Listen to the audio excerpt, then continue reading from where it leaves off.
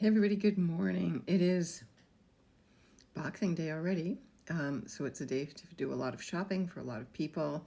That's fine. Actually, it's great working with the energy because the planet Mercury, which is the planet of merchants, and actually the word merchandising, mercantile, the merch, all comes from the planet Mercury. So just wanted to let you know that all the great Greek myths, the archetypes are totally embedded with our everyday language, what we do, etc., etc. So planet Mercury, very, very busy, as Mercury is, flitting around with his, wings on his sandals and things like that. And he's one of the few gods who can go into the underworld, just like Pluto, and come back out. So he travels between the worlds, right? So he's a shaman, Mercury. He's Hermes, he's Thoth. I use the Thoth deck, right? This is the famous Thoth deck.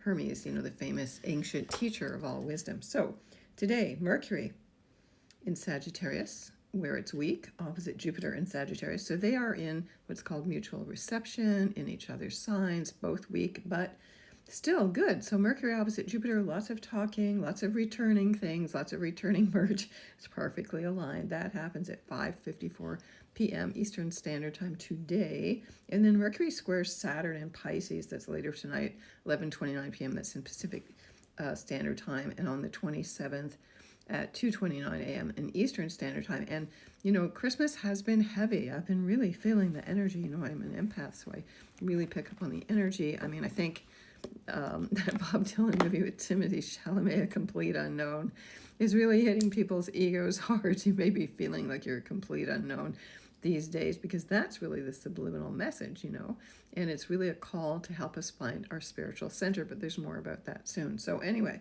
it's been heavy. Venus squared Jupiter on Christmas Eve, so that energy is still in effect, although now Mercury comes in to bring a kind of maybe a different message, with Jupiter and Gemini. It gives you some kind of alternatives in a way. Mercury's some, shifting ideas, kind of reaching out for new, higher perspectives, maybe feeling a bit more optimistic. That would be good. The moon's been in Scorpio, right, since December 25th, and it will continue to be there until the 27th. So the moon's always very heavy. So a lot of people are dealing with a lot of deep family issues, shadow work. A lot of people are avoiding their families maybe as well because there's too much going on underneath the surface. And then Venus, the planet of love and beauty and harmony, the arts, she will also square Uranus on the 27th at 11:42 p.m. So again, expect the unexpected. That's the key word with Uranus, unexpected.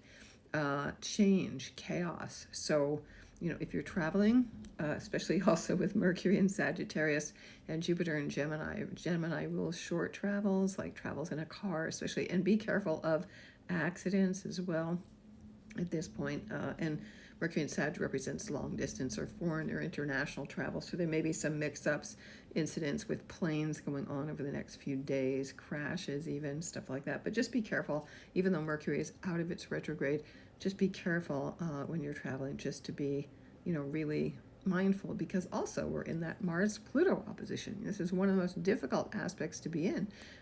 Pluto at 0 degrees of Aquarius also is exactly where those planets, Jupiter and Saturn, were December 21st, 2020. Is it 2020? It is 2020, which set up their next 20-year cycle. This is those two planets aligning, which they do every 20 years, as the most talked about, written about of ancient astrological connections, right? Because Jupiter expands, Saturn contracts, they perfectly balance each other out.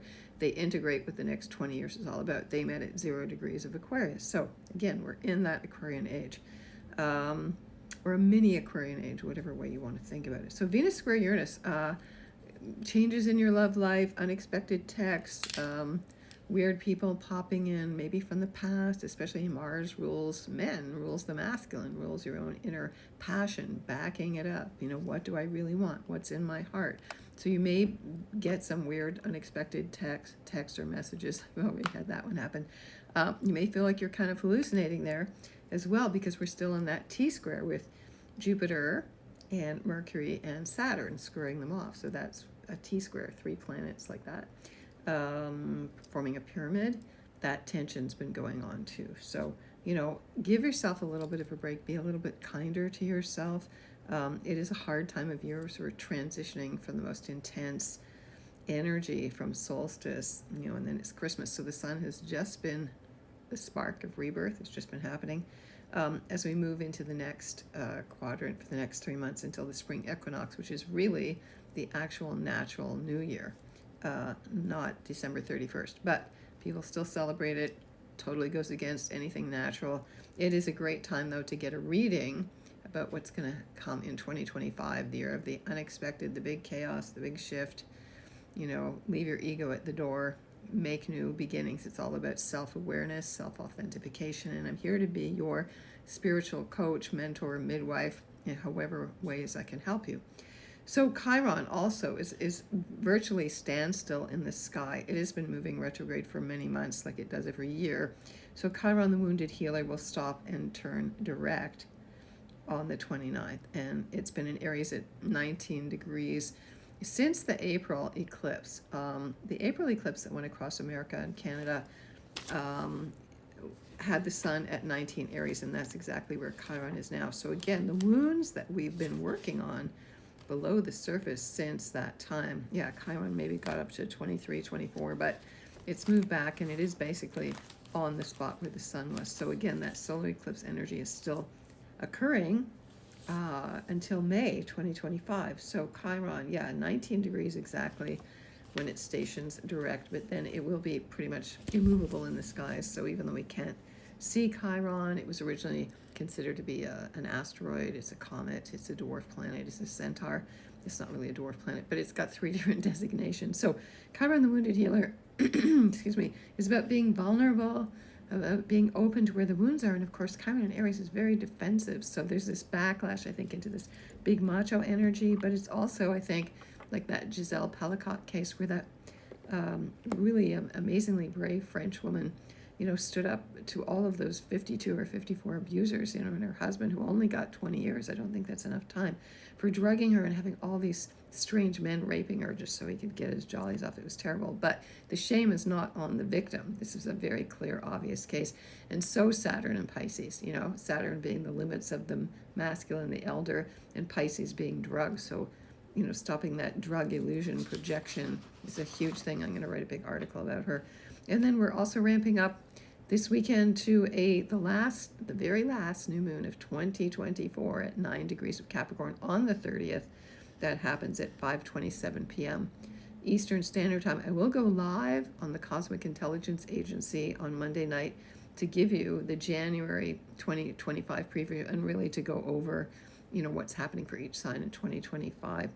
So that will be at 5 p.m. Pacific Daylight Time, 8 p.m. Eastern Daylight Time. It'll be December 31st,